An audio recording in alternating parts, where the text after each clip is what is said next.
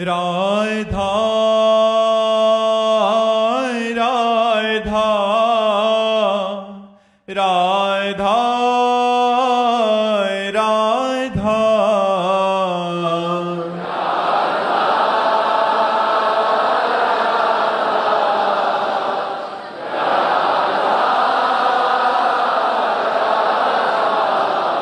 हाय राधा राधा राधा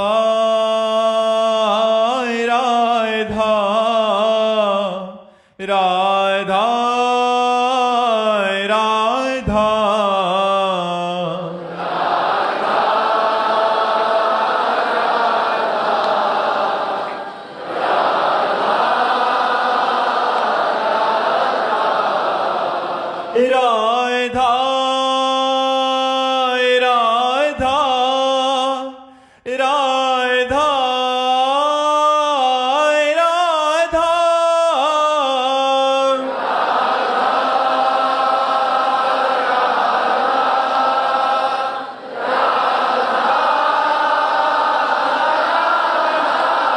हाय राधा राधा राधा राधा हाय राधा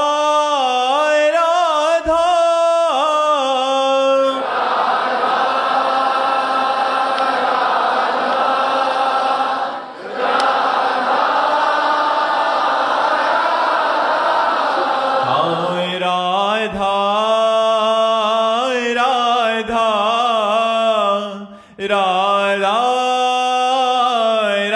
राधा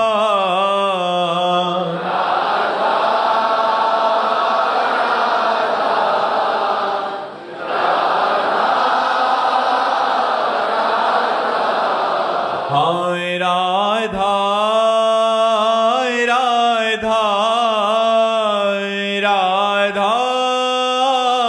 राधा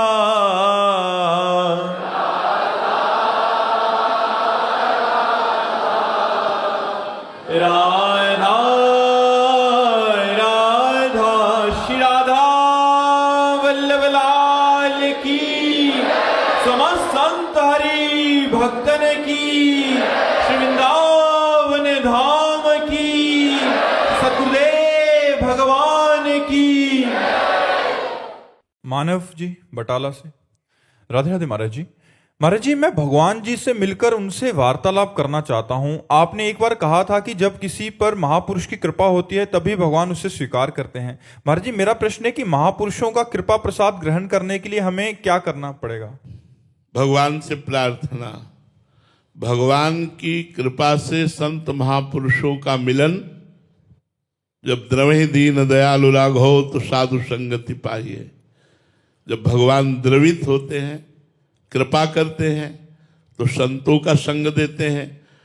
और जब संत सेवा समर्पण आदि का भाव देख करके वो कृपा करते हैं, तब अंदर उसके सद्गुण प्रकट होते हैं और वो भगवान के भजन में तन्मय होकर के भगवत प्राप्ति की लालसा से युक्त होता है। और भगवत प्राप्ति की लालसा भगवत प्राप्ति कराती है। और जब भगवत प्राप्ति कराती है तो बातचीत ही नहीं, खेलना भी होता है। प्रभु के साथ खेलते हैं भक्तजन, भक्तों के साथ भगवान खेलते हैं। ऐसा नहीं है कि ये केवल लिखी पढ़ी बातें हैं। ये छाती की बात कह रहा हूं, आप समर्पित होकर के देखो, प्रभु आपके साथ खेलेंगे, आपसे बात करेंगे। आपको ऐसे जैसे आप बैठे हो ऐसे प्रभु आपको दिखाई देंगे। केवल भजन करो। तो महापुरुषों की कृपा प्राप्त होती है भगवत कृपा से। और महापुरुषों की कृपा है जो उनका उपदेश है, नाम जप, मंत्र जप, सदग्रंथों का स्वाध्याय, सतमार्ग के आचरण, इनके द्वारा महापुरुषों की कृपा होती। जो जितना भजन करता है उतना ही संत कृपा उस पर बरसती है। कोई भी हो, कहीं भी हो, जो जितना भजन करेगा उसके ऊपर संत कृपा बरसेगी। और संत कृपा बरसेगी तो सब पाप ताप दोष दुख दरिद्रता विपत्ति नष्ट हो जाएगी और भगवान की कृपा से भगवान की प्राप्ति हो जाएगी। रितिका जी हिमाचल से। राधे राधे महाराज जी। महाराज जी, रसिक सिद्धांत में अनन्यता का वास्तविक अर्थ क्या है? क्या अन्य देवों को नमन करना अनन्यता के विरुद्ध है? अन्य देव है ही नहीं उसकी दृष्टि में। सबसे सर्वश्रेष्ठ अनन्यता ये है। सो अनन्य गति जाके असमति न टरे हनुमंत, मैं सेवक सचराचर रूप स्वामी भगवंत। तुम देवता की बात करती हो, चराचर जगत को अपने इष्ट रूप में देखता है, वही अनन्य है। जो सब में अपने इष्ट को देखता है वही अनन्य। सो अनन्य गति जाके असमति न टरे हनुमंत, मैं सेवक और सचराचर रूप स्वामी भगवंत। मेरे इष्ट का चराचर जगत स्वरूप है, ये मानकर हम सबको प्रणाम करते, फिर देवता की बात क्या। चराचर जगत हमारा इष्ट रूप है। सिय राम में सब जग जानी, करो प्रणाम जोरी जुग पानी। तो किसी देवता को प्रणाम थोड़ी हम कर रहे हैं, हम तो अपने इष्ट को प्रणाम कर रहे हैं। जिधर देखता हूं उधर अपना इष्ट, जित देखूं तित श्याममयी है। फिर क्या चक्कर है हमको ये बात आने की। अगर अन्य देवता कोई तुम्हें दिखाई दे रहा है तो अभी अनन्य नहीं हो। उत्तम के बस असमन माही, सपने हुआन पुरुष जग नाही। उत्तम अनन्य वही है जो सब जगह अपना इष्ट देखता है। अगर और कोई देवी देवता दिखाई देता है तो आप भावना करो कि मेरा इष्ट ही इस रूप में विराजमान है, और उसको प्रणाम करो। सबको आदर दो, सबको प्रणाम करो, सब में अपने प्रभु का भाव करो। यही तो अनन्य भक्त का लक्षण है। किसी की अवहेलना करना ये अनन्यता नहीं है। किसी की अवहेलना करना ये अनन्यता नहीं, ये तो उद्दंडता है। अनन्यता है सबका आदर, सबका सम्मान, सब में भगवत भाव करना, सबको सुख प्रदान करना। क्योंकि सबके हृदय मंदिर में जड़ चेतन जग जीव जत, सकल राम मैं जानी। बंदों सबके पद कमल, पद कमल सदा जोर जुगपान। दोनों हाथ जोड़कर, दोनों चरण छूकर सबकी वंदना करते हैं, क्योंकि सब में हमारे भगवान विराजमान है। इसी का नाम अनन्यता है। समझ में आया? आयुष गुप्ता जी जौनपुर से। राधे राधे महाराज जी। महाराज जी, पूर्ण शरणागति का वास्तविक लक्षण क्या है? क्या परिस्थितियों को स्वीकार करना लक्षण है या भीतर से निर्भय हो जाना? निर्भय, निसंकोच, निश्चिंत, निशोक, ये स्थितियां जागृत होती है। कोई चिंता नहीं, कोई शोक नहीं, कोई भय नहीं। किसी भी तरह की परिस्थिति हो, अपने इष्ट का विस्मरण ना होना, हर समय अपने इष्ट में ही चित्तवृत्ति लगे रहना, ये पूर्ण शरणागत का लक्षण है। उठते बैठते, खाते पीते, चलते फिरते, सोते जागते, हर समय प्रभु का नाम चल रहा है, प्रभु का चिंतन चल रहा है। हर परिस्थिति का स्वागत है, क्योंकि मेरे प्रभु के विधान के द्वारा रची गई है। हमें किसी भी परिस्थिति में भय या शोक आदि न लगे तो समझ लेना चाहिए कि मैं प्रभु का पूर्ण शरणागत हो रहा हूं।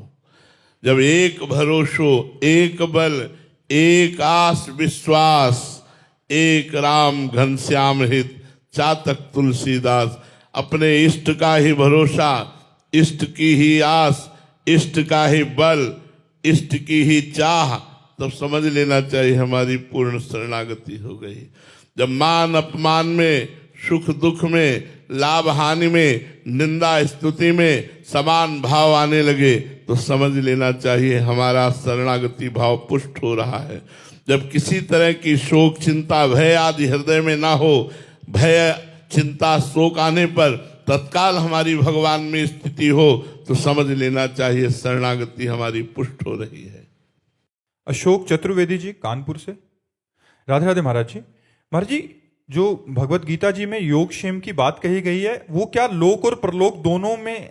दोनों इह परलोक सकल सुख पावत मेरी, सो भैया कृष्ण गुण संचु। इस लोक की भी जो वस्तु आपको चाहिए और वो उचित है, वो भगवान स्वयं प्रदान करते हैं। और परलोक की जो परमार्थ की साधना की जो वृत्ति चाहिए, जो गुण चाहिए, जो लक्षण चाहिए, वो भगवान प्रदान करते हैं। स्वार्थ और परमार्थ दोनों भगवान के चरणों में समर्पित है शरणागत का। तो भगवान स्वयं शरण्य, स्वयं उसके स्वार्थ और परमार्थ की दोनों की पूर्ति करता है। स्वार्थ किसको समर्पित करे?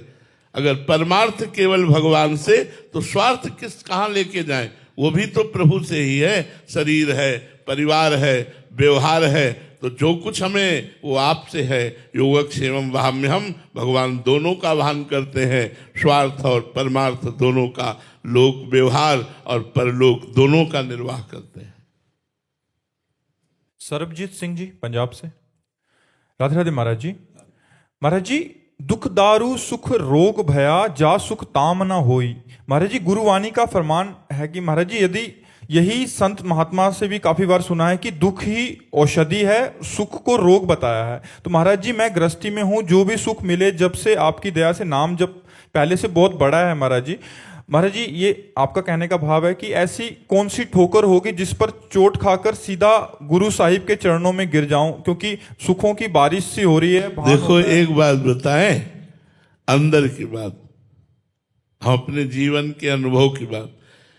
ये मन भगवान की तरफ आश्रय लेने की तरफ नहीं बढ़ता, व्यक्ति की तरफ ज्यादा बढ़ता है। मेरा भाई, मेरा मित्र, मेरे अमुक अमुक, ये इन बातों पर ज्यादा विश्वास करता है। भगवान पर विश्वास नहीं करता, किसी व्यक्ति पर विश्वास करता है। बस यही जिस दिन टूट जाएगा कि सब जगह देख लिया ठोकर ही ठोकर मिल रही, कोई हमारा नहीं, जिधर देखो उधर ठोकर ही ठोकर, तो हृदय आर्त हो जाता है और उसी आर्त भाव में पुकारता है, हे भगवान, अब तो आपकी ही मैं शरण में हूं। जब द्रौपदी जी ने देखा कि पांचों पांडव गर्दन झुकाए बैठे, भीष्म आदि कोई बोल नहीं रहा और कड़वी कड़वी बातें कर्ण बोल रहा है, दुशासन को प्रेरणा दी जा रही, जल्दी से जल्दी निर्वस्त्र करो, हाथ से पकड़ लिया। जब देखा मेरी भुजाओं में भी बल नहीं रह गया, तो दांत से पकड़ लिया, देखा दांत से।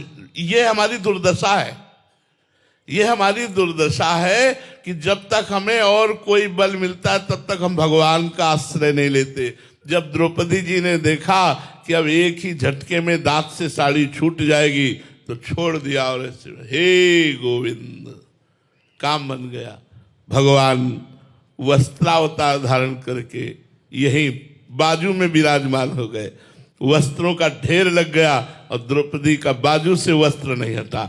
यही हमारी दुर्दशा है कि हम किसी न किसी व्यक्ति वस्तु स्थान का आश्रय लिए रहते हैं। रुपए का बल होता है, पदाधिकारियों का बल होता है, परिवार का बल होता है, कई तरह के हम आश्रय वृत्तियां लिए रहते हैं, जिससे भगवान का बल नहीं होता। भगवान का बल किसे होता है? सुनेरी मैंने निर्बल के बलराम, सुनेरी मैंने निर्बल के बलराम। अपबल, तपबल और बाहुबल, चौथो बल है दाम। सूर किशोर कृपाते सब बल हारे को हरिनाम। सुनेरी मैंने निर्बल के बलराम। जब हृदय में आ जाता है कोई हमारा नहीं, तब असली शरणागति होती है, तब भगवान की पुकार होती, तब वाहे गुरु का असली आश्रय होता है। जब हृदय से समझ में आ जाता है कोई हमारा नहीं है, अब सब जगह से ठुकरा दिया गया, अब कोई इस जगत में हमारा नहीं, हे प्रभु मैं आपकी शरण में हूं। जब तक जगत में एक भी व्यक्ति रहेगा तो मन वहां जाएगा कि शायद वो सहयोग कर दे, और जब वहां से भी ठोकर मिल जाएगी, कोई व्यक्ति आपका सहयोगी नहीं रहेगा, तब आपका सीधे भगवान से संबंध, सीधे भगवान की शरणागति होती है। जी। पूनम चोपड़ा जी हरियाणा से। राधे राधे महाराज जी। महाराज जी, भगवान की कृपा से मतलब जुडो खेल में पहली महिला अर्जुन अवार्डी बनी, पर महाराज जी मेरे मन में जब भी कोई दुख आता है तो उससे निकलने के लिए मुझे सालों लग जाते हैं। महाराज जी, मैं आपको सुनती हूँ और अभी भजन भी करना शुरू किया है। सालों लग जाते हैं, अभ्यास ही नहीं है ना। अध्यात्म में देखो, लौकिक चाहे जितना बड़ा पद प्राप्त कर ले, आध्यात्मिक के बिना शांति नहीं मिलेगी। सालों लग जाते हैं किसी विषय को काटने में। अरे मिनट में काट के बहा दिया जाता है, सेकंड में काट के बहा दिया जाता है। घंटा 2 घंटा नहीं टिकना चाहिए। जो विषय आवे विवेक के द्वारा उसे तुरंत निर्णय करके काट के हटा देना चाहिए। घंटों बने रहना, दिनों बने रहना, महीनों बने रहना, सालों बने रहना, ये भजनहीन पुरुष का लक्षण है। उसके अंदर विवेक नहीं है, बुद्धि है, विवेक नहीं है। होए विवेक मोह भ्रम भागा, तब सब विषय विलास विरागा। आनंद की उत्पत्ति विवेक से होती है। विवेक रूपी तलवार से हर बात काटी जाती है और आनंद का अनुभव होता है। इसलिए सत्संग सुनिए, नाम जप कीजिए और पवित्र भोजन कीजिए। अगर आप मांस खाएंगी, गंदे भोजन पाएंगी, तो फिर आपके अंदर विवेक जागृत नहीं होगा। बुद्धि भले चाहे जितनी प्रवीण हो, लेकिन विवेक के बिना आप माया जनित दोषों का नाश नहीं कर सकते। इसलिए विवेक जो है वो पवित्र आहार, सत्संग सुनना, नाम जप करना, इससे प्राप्त होगा। यमराज तुम्हारा कप नहीं देखते, भजन कितना किया हो, सत्कर्म कितने किए हो, धर्म से कितने चले हो, ये बात देखते हैं। मनमानी आचरण करोगे, भोगोगे। महत्व है सदाचरणों का, दैवी संपदा का, परोपकार का, भगवान के भजन का और सत्कर्म अपने जो जहां है अपने कर्तव्य का ठीक से पालन करते हुए भगवान की आराधना करें। इसका महत्व है और ये सब यही रखे रह जाएंगे, इनका कोई महत्व नहीं। जूही गोयल जी हल्द्वानी से। राधे राधे महाराज जी। महाराज जी, अध्यात्म की दृष्टि से दरिद्र कौन है और धनवान कौन है? जो भजन विहीन है वो दरिद्र है और जो भजन युक्त है वो धनवान है। कबीर साहब कहते हैं, कबीरा सब जग निर्धना, धनवंता नहीं कोई, धनवंता सोई जानिए, जाके राम नाम धन होई। दरिद्र कौन है? जो भजनहीन है। और धनवान कौन है? जो भजन युक्त है। जो जितना भजन करता है उतना ही बड़ा धनी है और जो भजनहीन है वो बेचारा गरीब दरिद्र मरेगा तो सब बैंक बैलेंस रुपया पैसा यही रह जाएगा और नरक में जाकर के नाना प्रकार की फिर योनियों में जाना पड़ेगा। और अगर भजन किया है तो आपका परलोक समझ जाएगा, लोक परलोक सब समझ जाएगा। ये सच्ची बात मान लो। गोस्वामी तुलसीदास जी के शब्द हैं, जब राम का नहीं था तो मांगने से टुकड़े नहीं मिलते थे, आज राम का हो तो बादशाह ताज उतार के रखता है। लोक परलोक दोनों जगह अगर आनंद प्राप्त करना है तो भगवान की शरण में हो जाओ, भगवान का नाम जप करो, सब तुम्हारा सुखमय हो जाएगा। यदि तुम भगवान का आश्रय ले लो, भगवान का भजन करो। तो दरिद्री कौन? जो भजन नहीं करता। और धनवान कौन? जो भगवान का भजन करता है। असंतोषी ही दरिद्री है और संतोषी ही धनवान है। संतोष वही है जो भगवान का आश्रय लिए है, जो भगवान के विमुख है। तो सबसे बड़ा धनी कौन? जो श्री भगवान का हो गया। सबसे बड़ा अभागी और दरिद्र कौन? जो भगवान से विमुख हो गया। जो भगवान से विमुख है वही सबसे बड़ा भागी। हम तुम्हें अपने जीवन की बात बता रहा हूं, किसी योग्य नहीं, केवल भगवान की शरण में हुए। तो मूकम करोति वाचालम पंगुम लंघयते गिरिम यत् कृपा तमहम वंदे परमानंद माधव। वो भगवान आप देख ही रहे, हम तुम्हें क्या वर्णन करें। तो क्या आप के भगवान नहीं? आप क्यों भटक रहे हो? आप क्यों इधर उधर भुलावे में आ रहे हो? अपने घर में ठाकुर जी विराजमान करो, आरती करो, कीर्तन करो, नाम जप करो, एक अध्याय भगवान की कथा सुनाओ, देखो तुम्हारा मंगल हो जाता है कि नहीं। ये जादू टोना इधर उधर हम तुम्हें सुख दे देंगे, ऐसा कौन पैदा हुआ है किसी को सुख दे दे। निज कृत कर्म भोग सुन भ्राता, को न काहू के सुख दुख कर दाता। अवश्य में वो भोक्तव्यम कृतम कर्म शुभा शुभम। अवश्य आपको भोगने पड़ेंगे जो कर्म करोगे। इसलिए खूब नाम जप करो। नाम जापक धनी, भगवत विमुख नाम जपने वाला जो नहीं है वो सबसे बड़ा दरिद्र है, बेचारा, दया का पात्र है।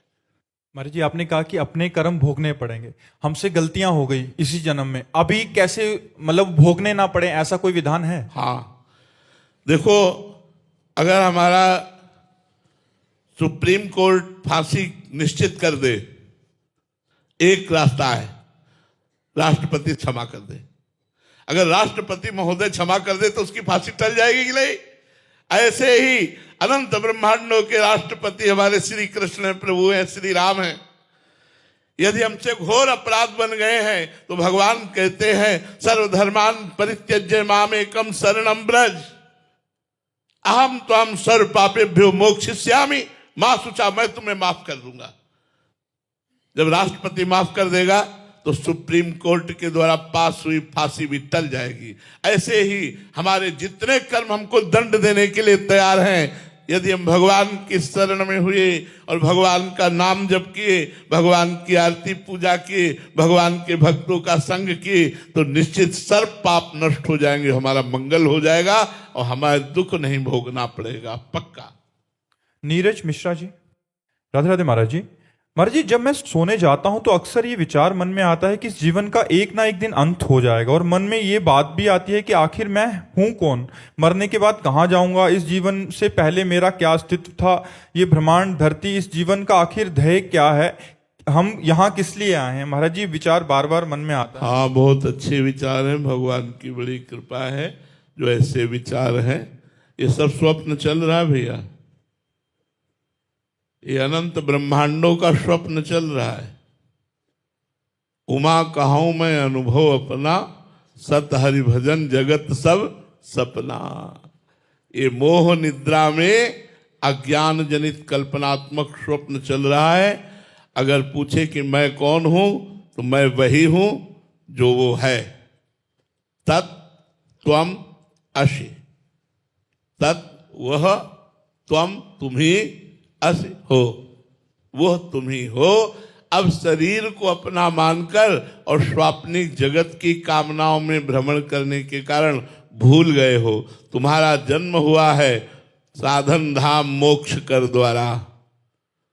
बड़े भाग मानुष तन पावा, सुर दुर्लभ सदग्रंथन गावा। साधन धाम मोक्ष कर द्वारा, पाए न जे परलोक सम्हारा।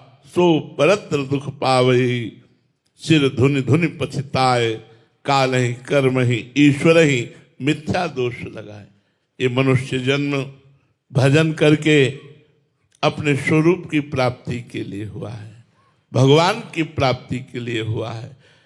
ये रोज हम भी अपने मन को दिखाते हैं कि मरोगे, पता नहीं कौन सा डायलिसिस आखिरी हो, पता नहीं कौन सी शाम आखिरी हो, इसलिए हर समय भजन करते रहो, मरोगे।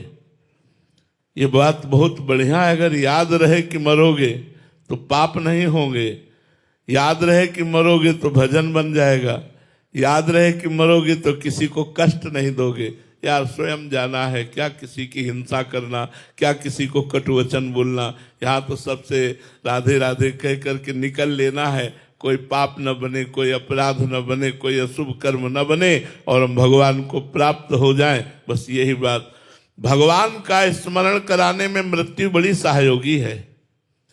अगर मृत्यु का स्मरण किया जाए कि यार कभी एक्सीडेंट में मर गए तो, अब जैसे घर से निकले लगा कि यार एक्सीडेंट, राधा राधा राधा राधा राधा, अब प्रिया जो आप ही संभालना, प्रभु आप ही संभालना, राम राम राम राम राम राम राम, हमारी यात्रा शुभ हो, हमारा मंगल हो, राम राम राधा राधा राधा। ये भय जो है ये निर्भय कर देता है। मृत्यु का भय यदि बना रहे और भगवान का स्मरण चले तब तो ठीक है, नहीं तो फिर लोग भुलावे में पड़े हुए हैं माया के, और एक क्षण भी बैठकर भगवान का भजन नहीं करते। बस ये कर लिया अब ये कर लेंगे, ये भोग लिया अब ये भोग लेंगे, ये इकट्ठा कर लिया अब इतना और कर लेंगे, इतना और हो जाए, बस सब बन जाएगा, सब बन जाएगा। क्या मरोगे सब छूट जाएगा, सब बिगड़ जाएगा। बनना है भगवान का चिंतन, भगवान का सुमिरन, भगवान का भजन। कई बार हम कह चुके हैं कि जैसे आपने 50 वर्ष की आयु में संपत्ति कमाई, अब आपकी आखिरी श्वास हो तो 50 वर्ष की श्वासों में कमाई हुई संपत्ति से यदि आप सौदा करो कि हमें 5 श्वासें और दे दी जाएं और 50 वर्ष की कमाई हमारी ले ली जाए, तो आपकी 50 वर्ष की श्वासों की कमाई से 5 श्वासें नहीं खरीदी जा सकती, 5 सेकंड नहीं खरीदे जा सकते। इतना कीमती समय आप राम कृष्ण हरि नाम ना लेकर के व्यर्थ में संसार के चिंतन में व्यतीत करते हो। इसलिए सावधान रहो। उठते बैठते चलते फिरते कार्य करते व्यापारी नौकरी जो भी कर रहे हो, जब समय मिले जब याद आवे तो राधा राधा राधा पुकारो, कृष्ण कृष्ण पुकारो, राम राम पुकारो, हरि हरि नारायण शिव जो तुम्हें प्रिय हो वो पुकारो, तुम्हारा मंगल हो जाएगा। भाव कुभाव अनख आलसहु, नाम जपत मंगल दिश दसहु। दसों दिशाओं में कहीं भी वास करते हो तुम्हारा मंगल हो जाएगा। मेरी बात मान लो, जैसे बने मन लगे न लगे खूब नाम जप करो। इसीलिए यहाँ जन्म हुआ है। इस जन्म में हम भगवत प्राप्ति कर ले, इसीलिए हमारा जन्म हुआ है। हम भगवान के स्वरूप हैं। भगवान का अंश भगवत स्वरूप ही होता है। ममैवांशो जीवलोके जीवभूता सनातना, उस पूर्ण परमात्मा का अंश जीवात्मा भी पूर्ण ही है। शरीर की आसक्ति के कारण उसे जीव कहा गया, नहीं, वो तो ईश स्वरूप है, वो परमात्मा स्वरूप है।